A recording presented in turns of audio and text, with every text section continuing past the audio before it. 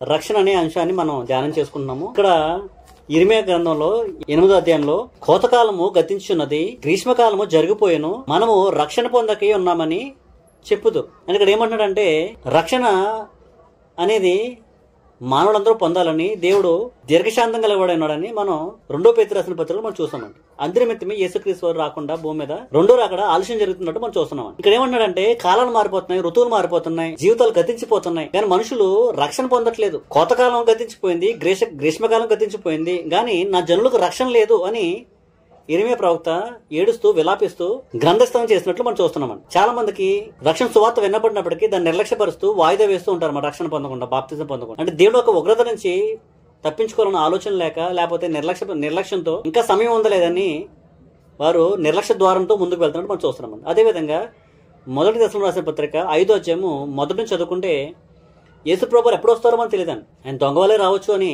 అక్కడ గ్రంథంలో రాయబడి ఉందండి. అదేవిధంగా గర్భిణీ స్త్రీకి పుట్టినప్పుడు ఎప్పుడు వస్తాయో తెలియదు. అలాగే యేసుక్రీస్తు వారు రాకడ వస్తుంది, దానికి మనం సంసిద్ధమై ఉండాలి, రక్షణ పొంది సిద్ధపడి ఉండాలి, సిద్ధపాటు కలిగి ఉండాలని గ్రంథం మనం సెలవిస్తుంది. అదేవిధంగా రోమీయుల రాసిన పత్రిక 2వ అధ్యాయము 4 నుంచి 9 చదువుకుంటే, దేవుడు మనకు అనుగ్రహాన్ని ఇస్తాడండి.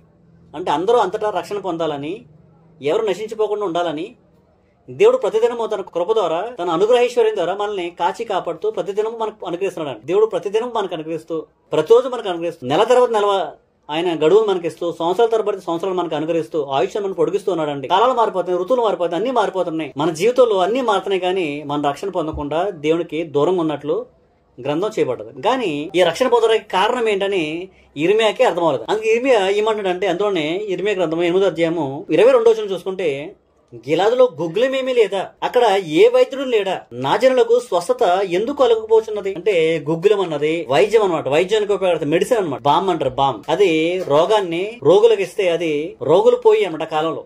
అది గిలాదులో దొరికేదంట. గిలాదు వర్తకులు దాన్ని గిలాదుకు వెళ్లి ఆయా దేశాల నుంచి, వేరే దేశాల నుంచి దాన్ని ఎగుమతి చేసుకుని ఇక్కడ దిగుమతి చేస్తున్నట్లు మనం గమనిస్తామంట. ఆదికాండం 37వ అధ్యాయంలో 25వ వచనంలో మనం చూసుకుంటే, ఆ యొక్క యోసేపుని అన్నదమ్ములు చంపేయాలని ప్రయత్నం చేసినప్పుడు వారు యోసేపుని గోతులో పడేస్తారండి. గోతులో పడేసి ఇక్కడ భోజనం కూర్చున్నప్పుడు వర్తకులు ఏం చేస్తారంటే, ఇష్మాయేలీలు ఐగుప్తుకి తీసుకెళ్ళటానికి గిలాదు నుంచి గుగ్గులం పట్టుకెళ్తూ ఉంటారు. ఆదికాండం 37వ అధ్యాయము 25వ వచనం చూసుకుంటే అక్కడ ఆ విషయం మనకు కనబడుతుంది. అక్కడ గుగ్గులన్నీ వాళ్ళు కొనుక్కొని తెచ్చుకున్నారంటారు. 25వ వచనం చూసుకుంటే, వారు భోజనం చేయి కూర్చుండి కన్నులెత్తి చూడగా ఐగుప్తునకు తీసుకుని పోటకు గుగ్గులము మస్తకయు బోలమును మోయుచున్న ఒంటెలు ఇష్మాయేలీయులైన మార్గస్థులు గిలాదు నుండి వచ్చి గిలాదు నుండి ఆ మందు తీసుకొస్తున్నారంట. మన ముఖ్యమైన ప్రశ్న ఏంటంటే, ఇర్మియా ఏమంటున్నాడంటే, నా ప్రజలకు రోగం ఉంది, ఆ రోగాన్ని బాగు చేయడానికి గుగ్గులం లేదా, లేకపోతే వైద్యం లేడా, మందు లేదా ఆ రోగం బాగోటానికి, లేకపోతే ఆ మందు సరైన మందు ఇచ్చే వైద్యం లేడా అని ప్రశ్నార్థకంగా అక్కడ ఇర్మియా గ్రంథం 8వ అధ్యాయం 22వ వచనంలో మాట్లాడుతూ చూస్తామంట. ఆయన ఏ రోగం గురించి మాట్లాడుతున్నాడు ఇర్మియా, ఏ రోగం గురించి మాట్లాడుతున్నాడంటే, ఇర్మియా గ్రంథం 17వ అధ్యాయం మనం గమనిస్తే 9వ వచనం చూసుకుంటే, హృదయం అన్నిటికంటే మోసకరమైనది, అది ఘోరమైన వ్యాధి గలది, దాన్ని గ్రహించగలవాడు. అంటే ఈ ఘోరమైన వ్యాధి కలిగిన హృదయాన్ని గురించి ఏమని మాట్లాడుతుందంటే, నా జనులు దేవుని వాక్యానికి లోబడి వాళ్ళ బ్రతుకులు మార్చుకుని దేవుని వాక్యం వైపు తిరిగి వాళ్ళ హృదయాలు ఉన్న ఘోరమైన వ్యాధిని తొలగించుకోవటానికి మందు లేదా, లేకపోతే మందును అందించే వైద్యులు లేడా, అంటే దేవుడు వాక్యం లేదా, లేకపోతే దేవుడు వాక్యం చెప్పే బోధకులు లేడా, ఎందు నిమిత్తమై నా జనులు రక్షణ పొందకుండా ఉన్నారు, కాలాలు మారిపోతున్నాయి, ఋతువులు మారిపోతున్నాయి, కానీ వీళ్ళు బ్రతుకులు మార్చుకోవట్లేదు అని ఇర్మియా ప్రలాపిస్తున్నట్లు మనం చూస్తామని. ఇంకా యెహెజ్కేలు గ్రంథం చూడండి, యెహెజ్కేలు గ్రంథము 27వ అధ్యాయం చూసుకుంటే 17వ వచనం, మరియు యూదా వారును ఇశ్రాయేలు దేశస్థులను నీలో వర్తక వ్యాపారం చేయొచ్చు, మీరినట్టు గోధుమలను, మిఠాయిలను, తేనెయు, తైలమును, గుగ్గులములను ఇచ్చి నీ సరుకులు కొనుక్కుందరు. గుగ్గులను కొనుక్కునేవారంట, అంటే మందులు కొనుక్కునేవారంట, మెడిసిన్. ఇంకా చూసుకుంటే 51వ అధ్యాయము ఇర్మియా గ్రంథము 8వ వచనం అంటే గుగ్గులం అంటే ఏంటి, గుగ్గులను కొనుక్కునేవారంట, అది వ్యాధిని బాగు చేస్తుందంట, దాన్ని వేరే దేశాల నుంచి దాన్ని కొనుగోలు చేస్తున్నారంట వైద్యం కోసం. బబులోను నిమిష మాత్రంలోనే కూలి తుత్తిలేనాయను, దాన్ని చూచి అంగలాచుడి, అది స్వస్థత నొందనేమో, దాని నొప్పి కొరకు గుగ్గులము తీసుకుంటారు. అంటే నొప్పి కొరకు, వ్యాధి కొరకు అది గుగ్గులం వాడమన్నట్లు మనం చూస్తామండి. అందుకనే మనం ఏం చేయాలంటే, మన హృదయంలో ఉన్న వ్యాధిని తొలగించాలంటే ఏం జరగాలి అంటే, హృదయంలో ఉన్న వ్యాధి తొలగించాలంటే కొత్త నిబంధనలో దేవుడు దానికి ముందు ఇచ్చారంట. హృదయంలో వ్యాధి ఉందా, వ్యాధిని పోగొడతాకి కొత్త నిబంధనలో మందు ఉందన్నమాట. అదేం మందంటే హెబ్రీ రాసిన పత్రిక 4:12 అక్కడ ఏముందంటే, కాబట్టి 12 అంటే, ఎందుకనగా దేవుని వాక్యము సజీవమై బలము గలదై రెండొంచులు కలగా ఎటువంటి ఖడ్గము కంటేను వాడిగా ఉండి ప్రాణాత్మలను కీళ్లను మూలులను విభజించినంత మట్టుకు దూరుచు హృదయం యొక్క తలంపులను ఆలోచనలను శోధించున్నది. హృదయంలో ఉన్న ఆలోచనల్ని తలంపుల్ని శోధించి దాన్ని మార్చగల శక్తి దేవుని వాక్యానికి ఉందంటండి. దేవుని వాక్యం లోబడవలసిన అవసరం ఉందంట. ఇంకా చూసుకుంటే సామెత గ్రంథము 4:20-23 చదువుకుంటే, నా కుమారుడా నా మాటలు ఆలకింపము, నా వాక్యమునకు చెవియొగ్గుము. చెవియొగ్గం అంటే ఏంటంటే, నా మాటలు ఆలకించమంటే దేవుడు వాక్యం ఏమంటాడంటే, నా మాటలు ఆలకించు, దాన్ని చెవియొగ్గు. అదేం చేస్తుందంట, నీ కన్నుల దిట్ట నుండి వాటిని తొలగనీకము, నీ హృదయమందు వాటిని భద్రం చేసుకున్నాము. 22 చూసుకుంటే, దొరికిన వానికి అవి జీవమును, అంటే వాక్యం దొరికిన వానికి జీవమును, వారి సర్వ శరీరాలకు ఆరోగ్యమునిచ్చారు. అంటే ఏం చేస్తుందంటే, దేవుని వాక్యము నీ సర్వ శరీరంలోకి నీకు ఆరోగ్యం ఇస్తుందంట. దేవుని వాక్యము నీ హృదయంలో చేస్తుందంట, నీ హృదయ తలంపుల్ని పరిశోధిస్తుందంట, నీ హృదయాన్ని మారుస్తుందంట, నీ శరీరాన్ని మారుస్తుందంట. దాన్ని నువ్వేం చేయాలంట, దానికి చెవి యొగ్గాలంట. ఉదాహరణకి మన శరీర సంబంధమైన రోగం ఉంది అనుకోండి. ఇప్పుడు ఆత్మ సంబంధమైన రోగం, హృదయ రోగం గురించి మాట్లాడుతున్నామండి. అదే శరీర సంబంధమైన రోగం ఉంటే మనం ఏం చేస్తామండి, వైద్యుడి దగ్గరికి వెళ్తామండి. వైద్యుడి దగ్గరికి వెళ్తే అతను ఏం చేస్తారండి, పరిశీలించి మనల్ని చీటీ రాస్తారండి. చీటీ ప్రిస్క్రిప్షన్ అంటారండి. ప్రిస్క్రిప్షన్ లో మందులు రాస్తారండి. ఒక టాబ్లెట్ ఉంది, ఆ టాబ్లెట్లు 3 పూట్ల వాడాలి, లేకపోతే పొద్దున్న వాడాలి, సాయంత్రం వాడాలి, పొడుగును ముందు వాడాలి, భోజనం చేసిన తర్వాత వాడాలని ప్రిస్క్రిప్షన్ రాస్తాడండి. మందులు చీటీ రాస్తారండి. ఆ చీటీ ప్రకారంగా మనం మందులు వాడాలండి.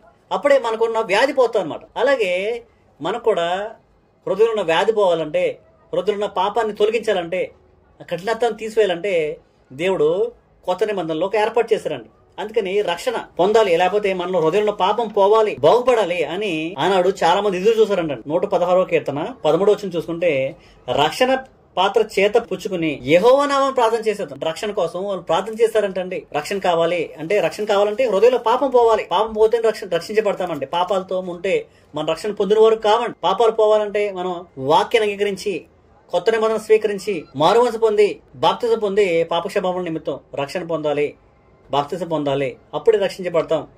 ఆ రక్షణ కోసం వాళ్ళు ప్రార్థన చేసేవారంట. ఇంకా 119వ కీర్తన 123 చూసుకుంటే, రక్షణ కొరకు, నీ రక్షణ కొరకు, నీ నీతి గల నీ మాటల కొరకు కనిపెట్టుచు, నా కన్నులు క్షీణించున్నవి. అంటే దేవుడిచ్చే రక్షణ అంటే, ఆ రక్షణ దేవుని మాటల్లో ఉందంట. దాని కొరకు పాత నిబంధనలో వారు క్షీణించిపోయిందంట. వాళ్ళు కావాలన్నా దొరికింది కదండి రక్షణ. అప్పుడు ఇంకా విలాప వాక్యాలు 3:23 చూసుకుంటే, రక్షణ ఇప్పుడు పొందాలంట, యవన కాలంలో పొందాలంట రక్షణ. వృద్ధాప్యం అయిపోయింది కాదండి, వ్యాధి ముదిరిపోయింది కాదండి. మనం మందు తీసుకోవటానికి, మందు ఎప్పుడు తీసుకోవాలంటే వ్యాధి ప్రారంభంలో ఉన్నప్పుడే, పాపాలు శుతిమించిపోయిన తర్వాత కాదండి, పాపాలు కొద్దిగా ఉన్నప్పుడే, మన యవన కాలంలోనే దాన్ని తీసుకుని మన రక్షణ పొందాలని. విలాప వాక్యాలు 3:26 చూసుకుంటే, నరులు ఆశ కలిగి యెహోవా అనుగ్రహించే రక్షణ కొరకు ఓపికతో కనిపెట్టాలంట. అది మంచిదంటండి. ఇంకా చూసుకుంటే, యవన కాలమున కాడి మోయట నరుడు మేలు. యవన కాలం ముందే రక్షణ పొందాలి. నీ యవన కాలంలోనే రక్షణ పొందడానికి నువ్వు ఓపికతో కనిపెట్టాలి. వాక్యము నీ హృదయంలో ఉన్న వ్యాధిని తొలగిస్తుంది, నీ హృదయంలో ఉన్న బాధను తొలగిస్తుంది. అది గుగ్గులము నీ హృదయానికి. అందుకని మనం ఏం చేయాలంట, ఆ గుగ్గులాన్ని మనం ఆస్వాదించాలి, తీసుకోవాలి. ఆ గుగ్గులము ఎలా తీసుకోవాలని డాక్టర్ ప్రిస్క్రైబ్ చేశారో అలాగే మనం తీసుకోవాలండి.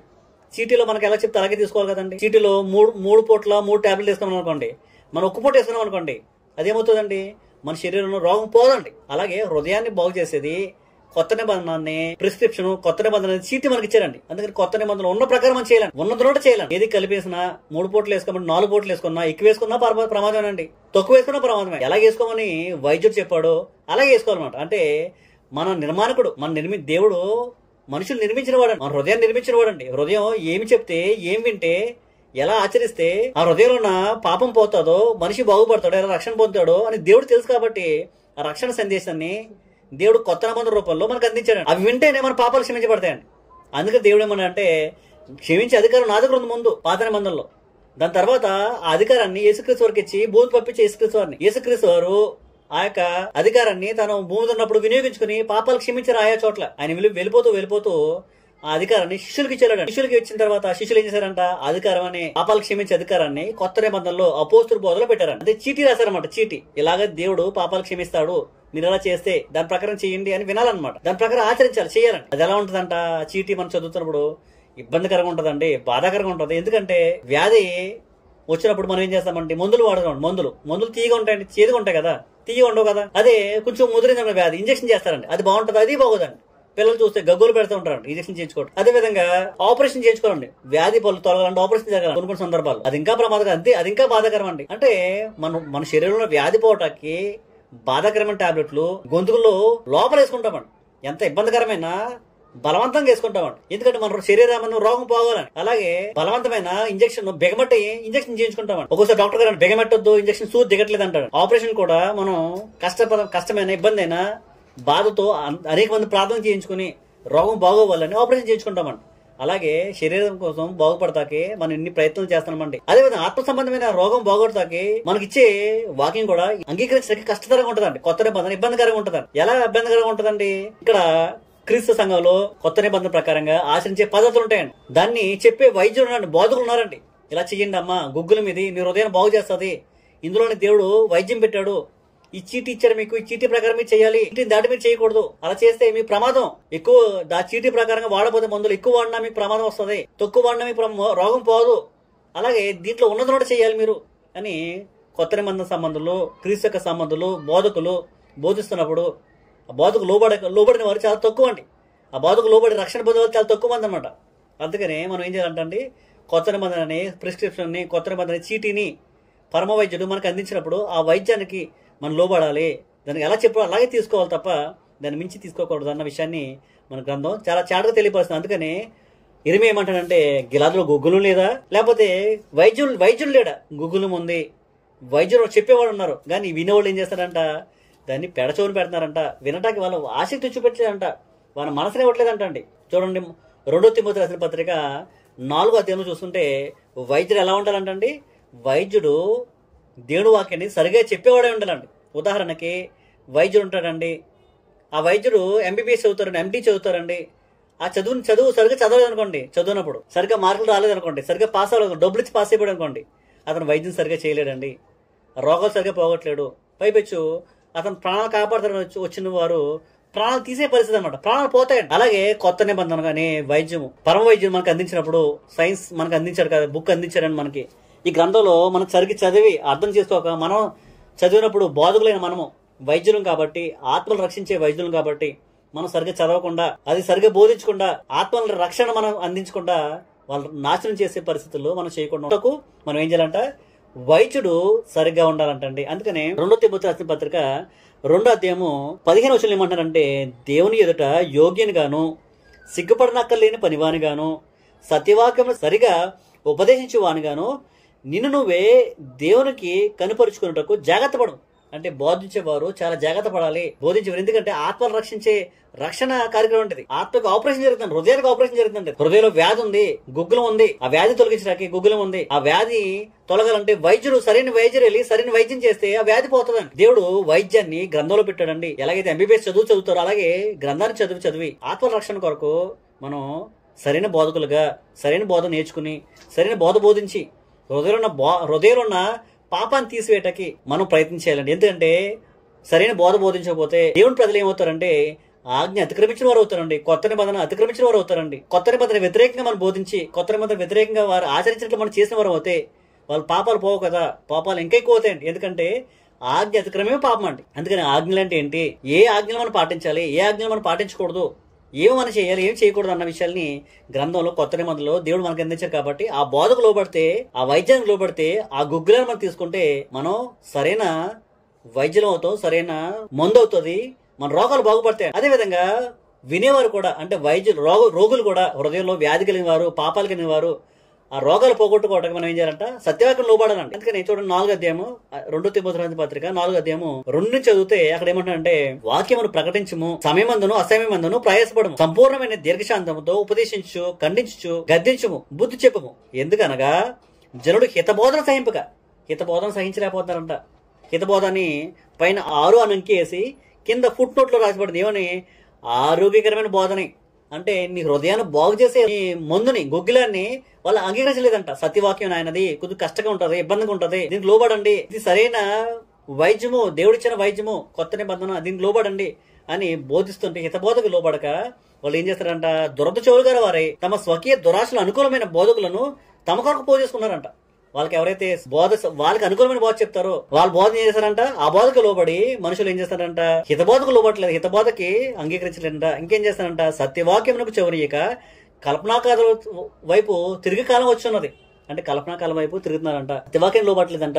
ఏదైతే గుగ్గిలము, ఏదైతే వైద్యము దేవుడు మందించాడో ఆ మందుని సరిగా తీసుకోకుండా, కొత్త నిబంధనను సరిగా స్వీకరించకుండా, గ్రహించకుండా, సరిగా బోధించకపోతే ఆ మందు సరైన మందు అవుతండి. మన వైద్యుడు సరైన మందు రోగి యొక్క ఆరోగ్యం బాగుపడదండి, ఇంకా అనారోగ్యం పాలవుతాడు. అందుకనే మనం సరైన మందు వైద్యులు అందించాలండి. ఆ మందు కూడా తీసుకునే వాళ్ళు కూడా సరైన చెప్పినట్లు మనం చేసేవారు ఉండాలి. 3 పూటలు అంటే 3 పూటలు, 4 పూటలు అంటే 4 పూటలు, పడుకునే ముందు అంటే పడుకునే ముందు, ఎక్కువగా కూడా తక్కువకుండా తీసుకునే మందులు మన రోగాలు పోగొట్టుకోవాలని గ్రంథం సెలవిస్తుందండి. అలాగే కొత్త నిబంధన కూడా మనకి ఎంతవరకు చేయమని అంతవరకు చేయాలని, ఎంతవరకు వద్దంటే దాన్ని మానేయాలని అలా మనకు అందించింది. కాబట్టి ఇక గిలాదులో గుగ్గులం లేదా అంటే గుగ్గులం ఉందండి. కొత్త నిబంధన గుగ్గులం మనకి ఇచ్చారండి. గుగ్గులానికి మనం లోబడాలి. వైద్యులు లేదంటే వైద్యులు ఉన్నారండి చెప్పేవాళ్ళు. అది సరిగ్గా చెప్పేవాళ్ళ దగ్గర మనం వెళ్ళాలి, సరైన మందు తీసుకోవాలి, మన హృదయంలో వ్యాధిని పోగొట్టుకోవాలి. దుర్బోధకులు ఉన్నారండి, అబద్ధ మందులు, తప్పుడు మందులు ఇచ్చి వారి సరిగ్గా నేర్చుకోకుండా, సరైన ఎంబీబీఎస్ చదవకుండా, దొంగ డాక్టర్లు డబ్బులు ఇచ్చి పాస్ అయిపోయిన వాళ్ళు, అబద్ధ బోధకులు భూమి మీద చాలా మంది అవుతున్నారండి. వాళ్ళ దగ్గర ఎక్కువ ప్రజలు వెళ్తారండి.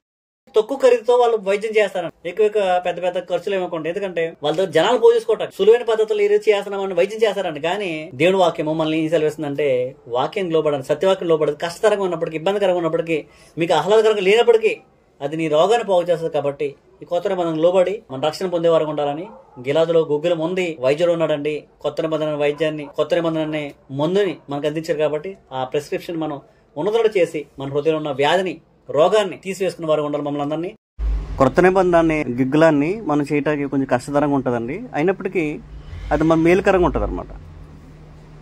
అంటే మందులు వేసుకున్నప్పుడు మనం ఆరోగ్యం బాగుపడాలని మందు వేసుకుంటామండి. ఆ మందు చేదుగా ఉన్నా, ఇబ్బందికరంగా ఉన్నా, ఇష్టంగా లేకపోయినా, కష్టంగా ఉన్నా ఆ మందులు మనం వేసుకుని ఎలాగైతే శరీర ఆరోగ్యాన్ని బాగు చేసుకుంటామో అలాగే మన ఆత్మ సంబంధమైన రోగాన్ని ఈ కొత్త నిబంధన అనే గుగ్గిలం ద్వారా, అపోస్తుల బోధ ద్వారా మనం బాగు చేసుకునే వారంగా, సరి చేసుకునే వారంగా. చాలా మంది అది ఇటు విధమైన గుగ్గిలం సరైన ఔషధాన్ని ఇవ్వకుండా సింపుల్ గా వాళ్ళు పైపైన రోగాలు బాగు చేసేయాలని పద్ధతులతో లోపల ఉన్న వ్యాధిని తీసివేయకుండా పైపైన వాళ్ళ ప్రిస్క్రిప్షన్స్ చేస్తూ వాళ్ళు బోధిస్తూ, గుగ్గిలం అనే దేవుని వాక్యం ఉందండి. అదేవిధంగా ఆ గుగ్గిలాన్ని పంచిపెట్టడానికి మంచి వైద్యులు కూడా బోధకులు ఉన్నారన్నమాట. మనం ఈ యొక్క గుగ్గిలాన్ని సరిగా వాడుకొని మన ఆరోగ్యం తెచ్చుకోవాలి.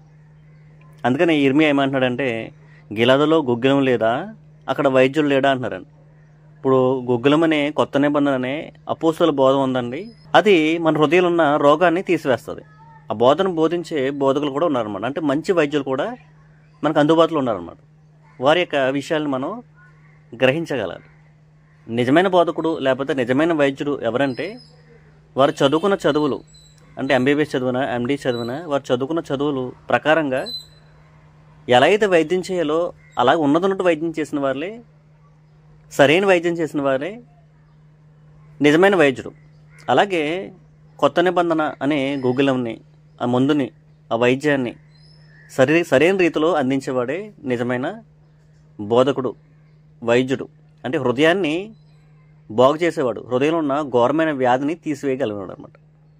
కానీ అలా చేయకుండా చాలామంది ఈ గుగ్గులాన్ని, ఈ ఔషధాన్ని వాళ్ళకి ఇష్టానుసారంగా వాడుతూ, గ్రంథంలో చెప్పని విషయాలు వారు చేస్తూ, వారు చదువుకున్న చదువులు అంటే ఎంబీబీఎస్ చదువుకున్న దాని ప్రకారంగా చేయకుండా, జ్ఞానం లేని స్థితిలో వారు మనుషుల యొక్క గాయాల్ని, హృదయంలో గాయాల్ని తీయకుండా వారు పై గాయాలు తీస్తున్నట్లు ఇర్మియా గ్రంథం 6వ అధ్యాయము 14వ వచనంలో మనం చూసుకుంటే, సమాధానం లేని సమయమున సమాధానము చెప్పుచు నా ప్రజలకున్న గాయమును పైపైన మాత్రమే బాగు చేయుదురు.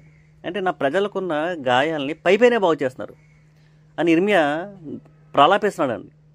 ఇర్మియా ఏమంటాడంటే, గిలాదులో గుగ్గులం లేదా, అక్కడ సరైన వైద్యులు లేడా అని చెప్తూ, నా ప్రజలకు రక్షణ లేకుండా ఎందుకు పోయింది అని ప్రశ్నార్థంగా ప్రశ్నిస్తూ, హృదయము ఘోరమైన వ్యాధి కలది, దాన్ని గ్రహించగలవాడెవడు, దాన్ని బాగు చేయగలవాడెవడు అని ప్రశ్నార్థంగా తను మిగిలిపోతే, దేవుడు కొత్త నిబంధన అనే గుగ్గిలాన్ని, దాన్ని బోధించే మంచి వైద్యుల్ని మనకు అందించినప్పుడు మనం గ్రంథం ప్రకారంగా, ఆ చీటీ ప్రకారంగా ఆయన ఇచ్చిన ప్రిస్క్రిప్షన్ ప్రకారంగా మనం ఉన్నది నోట చేసేవారు ఉండాలన్నమాట. ప్రభుపేట పెట్టుకుంటానంటే రక్షణ పొందేవారు ఉంటే రక్షణ పొందడానికి వెనకడకుండా కాలాలు పరిస్థితులు మారిపోతాయి, రోజులు మారిపోతాయి, సంవత్సరాలు మారిపోతున్నాయి. కానీ ఇంకా మనం రక్షణ పొందకుండా మనం రక్షణ దూరంగా ఉంటే రక్షణ వాక్యము, సత్యవాక్యము, అపోస్తుల బోధ ద్వారా మనం వినపడుతుంది. ఏదైతే కొర్నేలు గారి ద్వారా వారి కుటుంబంతో రక్షణ పొందారో, పేతురు గారు ఏ బోధ అయితే చేశారో ఆ బోధను మనం విని ఆ మందును వాడుకొని మనం ముందు కొనసాగాలి. ఎవరైతే పాపాలు క్షమించబడే స్థితిలో ఆ మందును వాడుకొని మనం ముందు ఎవరైతే రక్షణ పొందుతున్నారో ఆ రక్షణ కొనసాగించడానికి దేవుడిచ్చిన ఆజ్ఞల్ని చక్కగా పాటించడానికి దేవుడిచ్చిన నియమాలు పాటించి మనం ముందు కొనసాగాలి. ఏదైతే డాక్టర్ గారు ప్రిస్క్రైబ్ చేశారో మందులు వాడేసిన రోగం తగ్గిపోయిన తర్వాత ఈ పనులు చేద్దామా, పనులు చేస్తే మళ్ళీ రోగం మళ్ళీ నీ మీద ముంచుకొస్తుందని డాక్టర్ గారు చెప్తారో, అలాగే రక్షణ పొందేసిన వారైనా మనం రక్షణ పొందినవారు ఉంటే వారు కూడా ఏ ఇన్స్ట్రక్షన్స్, ఏ నియమ నిబంధనలు దేవుడు మనకు అందించాడో ఆ నియమ నిబంధనల ప్రకారంగా, ఆ ప్రిస్క్రిప్షన్ ప్రకారంగా సరైన వైద్య దగ్గరికి వెళ్ళి మన రోగాన్ని పోగొట్టుకుని ఆత్మ సంబంధమైన జీవితం జీవిస్తే రక్షణలోకి అడుగు పెట్టాలని కాలాలు మారిపోతున్నాయి, ఋతువులు మారిపోతున్నాయి. వాటికన్నా ముందు మనం ఈ నేడు అనేది దినం ఉండగానే మన రక్షణ పొందాలని మేము అందరినీ ప్రభుపేట మాటలు వస్తే అందరికీ వందనాలు. Thank you very much.